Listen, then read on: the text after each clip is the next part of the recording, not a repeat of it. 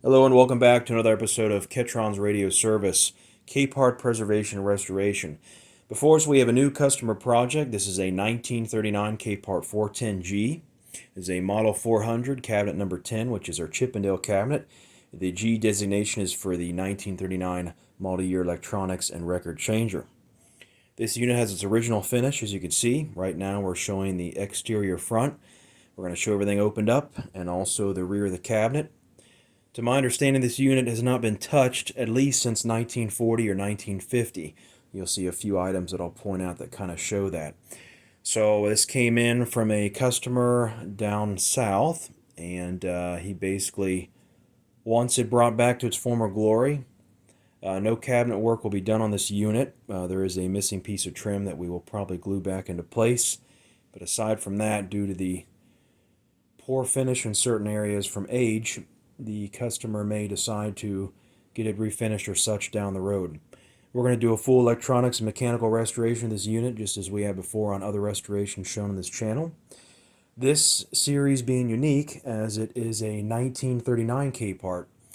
I will tell you, I've never serviced a 1939 Capehart. It's the only year that I've never touched. I've touched everything else from pre-war Capeharts. It was 1942, all the way down to about 1931, 32.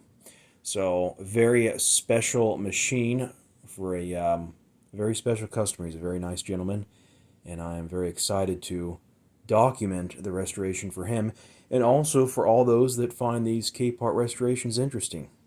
They are by far the finest machines one could buy, in my opinion, before World War II. They were the premier combination radio and record changer unit. So, let's go ahead and take a closer look here of the unit with everything open. We have, on all 400s, we have a lid that lifts up. We have our famous record compartment, which shows the fabulous Capehart 16E record changer. This unit originally would have came with a crystal head shell. You can see here, perhaps it has been modified sometime in the 50s or 60s. So we will be taking that back to stock. Still brainstorming on how we're going to do that. Right now we have the reversing arm secured. That's how it was shipped. I told the customer to secure that before he brought it over. The weak point is here in this pivot. I know the lighting's kind of poor. We will do better with that here as we start the series. Here's our Capehart play control. This is all mechanical. You would set your control to how many plays you wanted, and it would count them down. After each cycle, this would count down, and once it got to zero, shut off the machine. There's our lamp for our compartment. Here below, we have the speaker grill cloth. You can see the original finish on the inside of the cabinet is in very pristine condition. So this is what the exterior would originally look like. I did remove a piece of trim here. There would originally have been gasket material. You can kind of see that here all the way around the cabinet. This material obviously is hardened over the years, so we will be working on finding a suitable replacement. Over here on the right hand side we have our compartment door. Behind that reveals the beautiful radio dial and the radio panel. We have all of our knobs. Up here at the very top is something that was added probably in the 1950s, 40s, maybe the 60s, whenever this unit was last serviced. Most likely it is an on and off switch, due to the fact that the original on and off switch may be broken, at least internally. So we will investigate that further. I do not have any 410, or excuse me, I don't have any G-Series radio tuners, and I don't know of any friends who would have spares, so we may have to live with this toggle switch. We may change it out for something a little more period correct. It does look like it's a later style toggle switch. We will investigate that further. We really don't have any explanation just yet. There's your Capehart Deluxe logo. And you can kind of tell the finish loss here on the top of the cabinet. and also here in the front. So that's something the customer may address down the road. Let's go ahead and look at the back. And we have the rear of our record compartment. If you could read this, which I know the lighting's poor, 410G, and there's our serial number for the record changer, 11162E, genuine mahogany.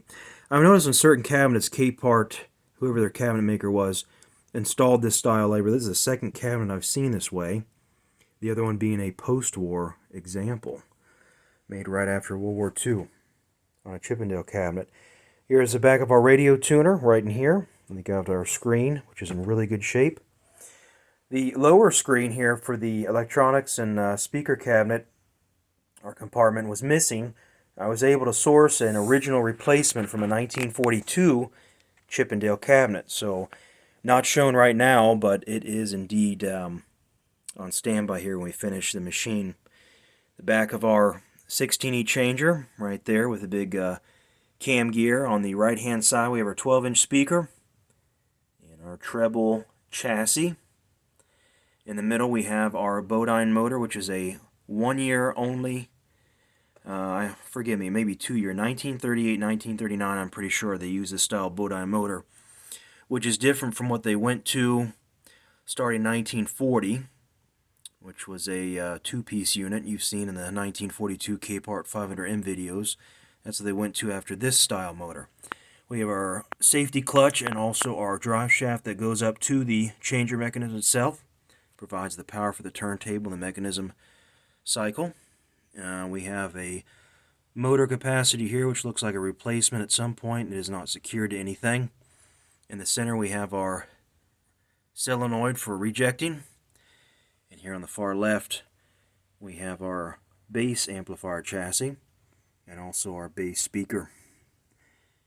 Notice the electrolytic cans here. They all look a little later than 1930s, but I could be wrong on that. I do think somebody's been into the set sometime after 1945. There's a cabling that goes up. We have our soundproofing, sound deadening material on the inside. Very nice shape. It looks undisturbed for the most part. And everything is in its original place. So, this is part one of a new series that we'll be doing. This is for a customer project, and it's going to be a very exciting one.